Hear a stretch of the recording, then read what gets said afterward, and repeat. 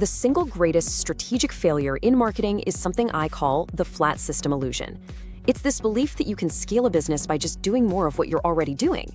But here's the thing, that ignores a fundamental neurological fact. Without layering your processes, your internal complexity will always grow faster than your revenue. This isn't just some business school theory. This is the hidden law that decides whether a company soars or simply collapses under its own weight. So today, we're going to deconstruct that law and build a whole new model from the ground up. You know this story. I mean, you've seen it happen. Maybe you've even lived through it. A company finds that sweet spot, that perfect product market fit, and the growth curve just goes vertical. And then almost overnight, you start to see the cracks. Deadlines start slipping. Your best people, your A players, are suddenly pulling 80-hour weeks just to keep the lights on, and they're burning out. The quality, the very thing that made the brand special, starts to erode. And that is the moment of truth.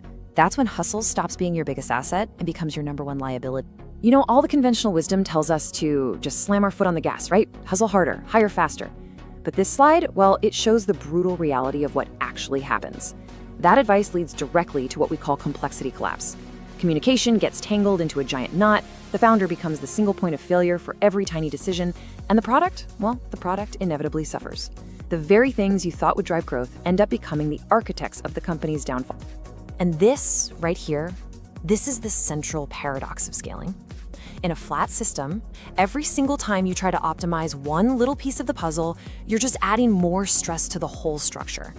You think you're building a resilient skyscraper, but what you're actually doing is meticulously, carefully building a tower of cards. And all it takes is one wrong move, one unexpected hiccup, and the whole thing comes tumbling down. If you want to build something that lasts, you have to stop thinking in lines and start thinking in layers. So here's our roadmap for how we're going to solve this. First, we'll really dig into the paradox itself. Then, we'll construct the layered architecture that acts as the solution.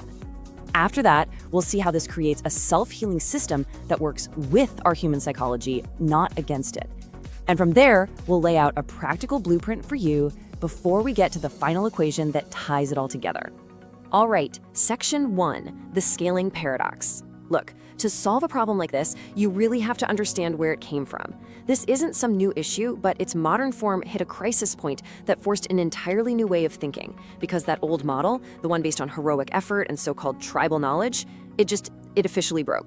This whole new discipline was really forged in the fire of what we called the founder bottleneck crisis.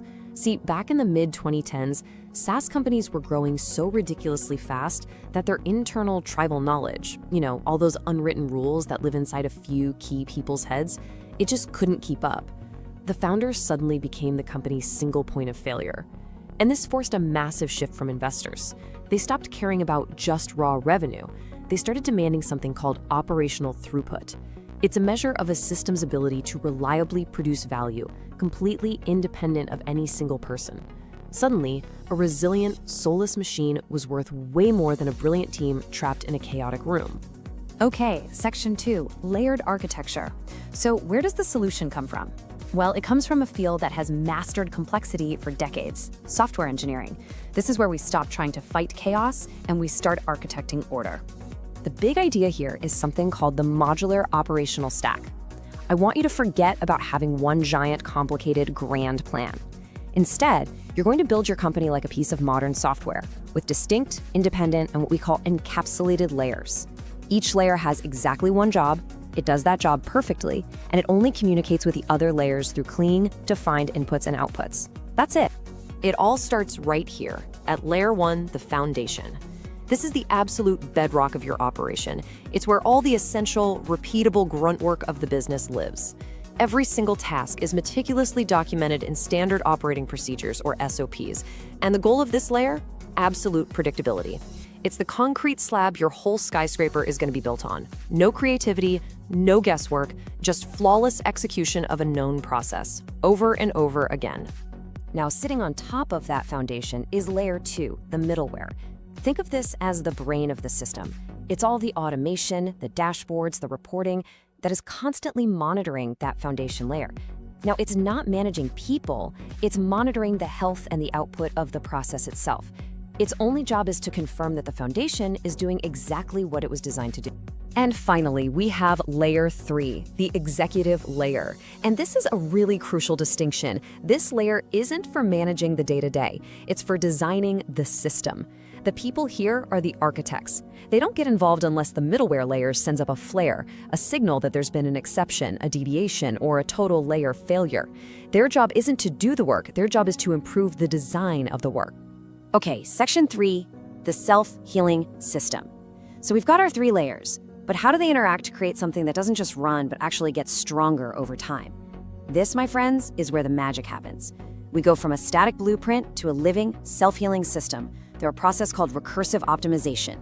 This is the recursive optimization loop, and it's this beautifully simple self-reinforcing cycle. First, you build a foundational layer. Then you deliberately stress test it. You push it until it breaks so you can find its load capacity. The middleware is watching, and the moment it detects a failure, it alerts the executive layer. The architects then swoop in to investigate the root cause of the failure, not to blame anyone, but to reinforce the process and make it stronger. And only when that layer is absolutely rock solid do you even think about building the next layer on top of it. And this chart, this just brilliantly illustrates the shift in what we should be measuring. The old way, the chaos model, it glorified hours worked. It's a metric of heroic effort. The layered model is totally different. It measures process yield, the reliable, predictable output of a given layer. We stop rewarding people for being heroes and fighting fires, and we start rewarding the system for preventing those fires from ever starting. Now, all of this might sound incredibly logical, maybe even a little robotic, but the real reason this system is so unbelievably powerful is because it's designed around the quirks and limitations of the human brain. It works with our nature, not against it. The key psychological principle here is something called cognitive load theory. And put really simply, it just means our brains are allergic to chaos. When we're forced to just figure it out every single day, swimming in this sea of constant uncertainty, it puts a massive strain on our executive function. That cognitive drain, that is the root cause of burnout. It's not the work that exhausts us, it's the lack of predictability. So on one side you have a flat, chaotic environment, it creates high cognitive load, it triggers our panic reflex, and it leads straight to burnout. But on the other side, in a layered environment, well, it does the exact opposite. It provides psychological safety. It gives people crystal clear boundaries of responsibility. And by doing that, it frees up your best people to do what you hired them to do: deep, focused, high-value work. Because they're not constantly worried about the ground crumbling beneath their feet. So, listen, this is the most crucial point. When you implement a layered system, you are not micromanaging your team. You're not selling them on a process. What you are doing is giving them the neurological gift of safety. You are deactivating their panic reflex by creating an environment that screams, "We've got this handled, your job is clearly defined, now go be excellent within these boundaries." That feeling of safety, that's what unlocks truly elite performance. Okay, section 5, the blueprint for scale. So we've gone through the theory, now let's get to the application. How do you go from just understanding this system to actually putting it into practice? How do you make that leap to becoming a true system designer? Well, there are 4 guiding principles. Number 1, architect for encapsulation. You need to treat your departments like black boxes that only communicate through defined inputs and outputs. 2, isolate manual exceptions. Before you even think about automating a process, harden it manually first. Make sure it's perfect. 3, engineer the feedback loop.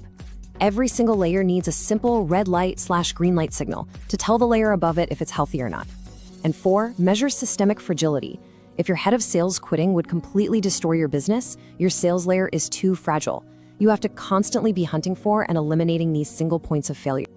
Look, embracing this, it requires a profound shift in your identity. You stop being a manager of people and you become a system designer. Your primary job is no longer directing daily tasks, it's architecting a resilient structure that can operate on its own. You're not just chasing next quarter's revenue target anymore. You are building an organization that can endure. You're building an asset that can survive even without you. All right, section 6, the final equation. This brings us to the end, where we're going to distill this entire framework down to its most essential insight, the one equation that makes this whole thing work. The ultimate fusion is this: data plus humanity equals modular order. It's not one or the other, you need both. We use hard data, like that process yield from our middleware, to design an architecture that honors our humanity by lowering our cognitive load. And the result is modular order. a system that is both ruthlessly efficient and deeply, deeply human. And that leaves us with this one final thought. In a world that is obsessed with heroic hustle and these perfect linear growth charts, the companies that actually last, they understand a different truth. Growth isn't something you can force through sheer will. It's a process of learning and reinforcing and building layer by solid layer. Growth isn't linear, it's learned.